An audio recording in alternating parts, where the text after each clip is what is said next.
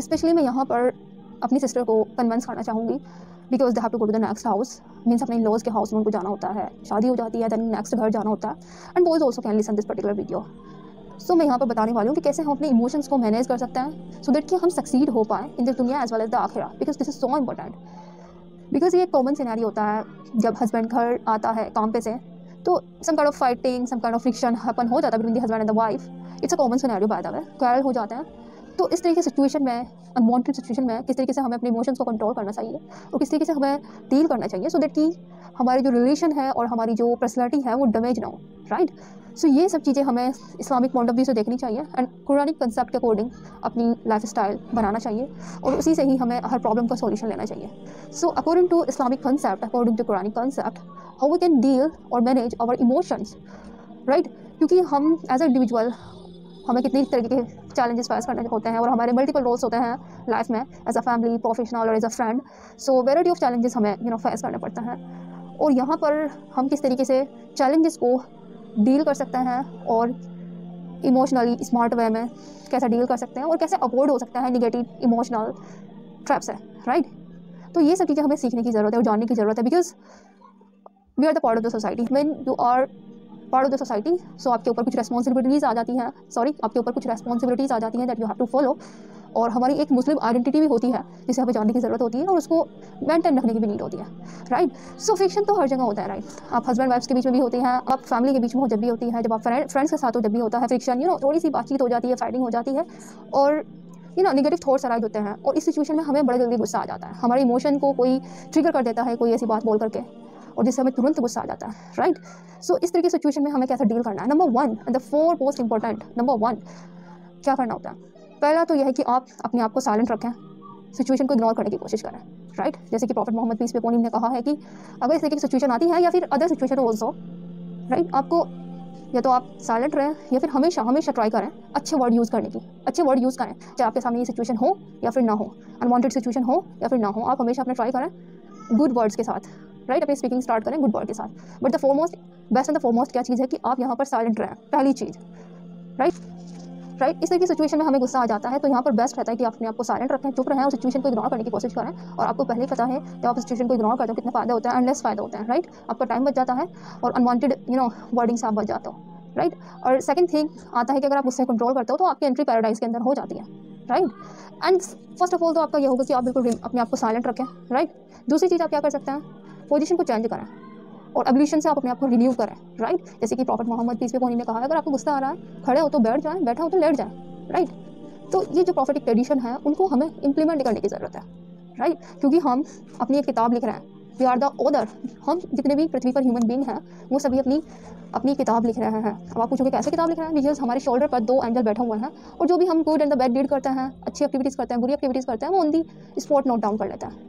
तो ये किताब हमारी सामने लिखी जा रही है, हम खुद उस किताब को लिख रहे हैं, राइट। तो आपको कंप्लीटली केयरफुल रहना चाहिए कि आप क्या बोल रहे हैं, क्या कर रहे हैं और उसका रिजल्ट आपको कहाँ मिलेगा, on the day of the judgement. आखिरत में आपको आपकी किताब मिल जाएगी जो भी आपने किया होगा इन दिस दुनिया, राइट। सो सेकंड आपने क्या करना है, खड़े हैं तो बैठ जाना है, ये प्रॉफिटिक ट्रेडिशन है, प्रॉफिट सुनना है, राइट। यहाँ पर वो भी कर सकते हैं क्योंकि गुस्सा जो होता है शैतान की पहचान होती है, डेविल की पहचान होती है और डेविल को अल्लाह ताला ने आग से बनाया और आग स्टंगाइश कैसे होती है, वाटर से, राइट। तो यहाँ पर आप वुदू कर सकते हैं, एब्ल्यूशन कर सकते हैं, राइट। तो सेकंड थिंग आपने क्या करना है, पोजीशन को चेंज करना है और अपने आप को रिन्यू करना है एब्ल्यूशन से, राइट। और थर्ड थिंग आप क्या कर सकते हैं, this is going to be too much important my brother and sister, once you implement तो आपको इसके लॉट ऑफ बेनिफिट्स दिखेंगे, right. And the third thing क्या कर सकते हैं, आप अपने कंट्रोल करें माइंड को और पॉजिटिव थिंकिंग की प्रैक्टिस करें, राइट। क्या करें, अपने माइंड को कंट्रोल करें और पॉजिटिव थिंकिंग क्या करें, प्रैक्टिस करें, राइट। तो जब हम सोसाइटी में रहते हैं और एक समाज का हिस्सा होते हैं तो हमें ज़िंदगी में बहुत सारे फ्रिक्शन देखने होते हैं और फ्रिक्शन होते रहता है, अनवांटेड सिचुएशन आती है, अनवांटेड हमें इन्वायरमेंट भी मिलता है देखने को। तो अल्लाह ताला अगर आपको इस समय कुरान की वर्ड्स याद आ गए तो आप डेफिनेटली उस अपॉर्चुनिटी का फ़ायदा उठा सकते हो, राइट। तो अल्लाह ताला कुरान शरीफ में मेंशन करते हैं कि हर मुश्किल के बाद आसानी है।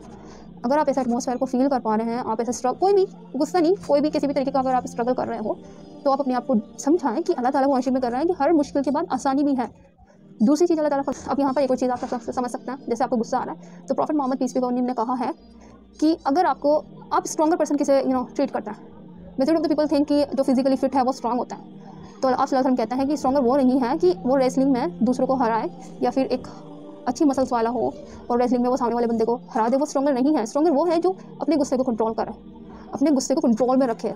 वो कौन है? स्ट्रॉन्गर पर्सन है। आप सल्लल्लाहु अलैहि वसल्लम ने कहा है। तो आप देख सकते हैं, आप यहाँ पर अगर आपको गुस्सा आ रहा है, आपके सामने अनवांटेड सिचुएशन है, इन्वायरमेंट है, तो आप उसका फ़ायदा उठाएं, आप उसे एज ए अपॉर्चुनिटी की तरह लें, राइट। आपके सामने अपॉर्चुनिटी आई है कि आप कैसे अपनी जो नेकियां हैं उनको इंक्रीज़ कर सकते हो गुस्से को कंट्रोल करके। एक तो आपको आप सल्लल्लाहु अलैहि वसल्लम क्या कह रहे हैं कि अगर आप गुस्से को कंट्रोल करते हैं ना तो आप जन्नत में जाएंगे, राइट। तो यहाँ पर आप क्या कर सकते हैं, अपनी गुड डीड्स को कलेक्शन कर सकते हैं और बेसिकली गुस्से को, जो डेविल की जो ट्रिक्स होती हैं उनको एज अपॉर्चुनिटी लो और उनको टैकल करने की कोशिश करो कि डेविल आपको किस तरीके से डिबेट करने की कोशिश करता है आपके पास से, राइट।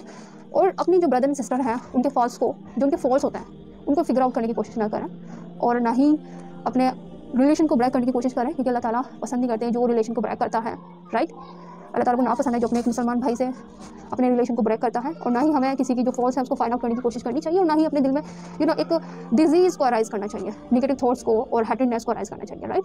सो आप समझ सकते हैं गुस्से के अगर आप कंट्रोल करते हो तो कितने बेनिफिट्स हैं, राइट। एक तो आप अनवांटेड सिचुएशन से बच जाएंगे, क्योंकि जब अगर आप जवाब देंगे सामने वाले को और एक एंडलेस टॉकिंग कन्वर्सेशन हो जाती है, एंडलेस कन्वर्सेशन, जब आप उसके साथ डिबेट करेंगे, एक तो वो कन्वर्सेशन स्टॉप नहीं होगी, दूसरा है कि आपका टाइम वेस्ट होगा और तीसरा यह है कि कुछ सॉल्यूशन नहीं निकलेगा, राइट। जो डीड्स हैं, गुड डीड्स हैं, उनको क्या कर रहे हो, कलेक्शन कर रहे हो, राइट। और आपको क्या मिल रही है, जन्नत मिल रही है। गुस्से को कंट्रोल करने के बेनिफिट देखिए आप। तो हमारे पास पूरी कंप्लीट स्ट्रक्चर है, तो वहाँ से हमें अपने इमोशंस को कैसे मैनेज करना है वो हमें सीखने की ज़रूरत है right now. And the first four and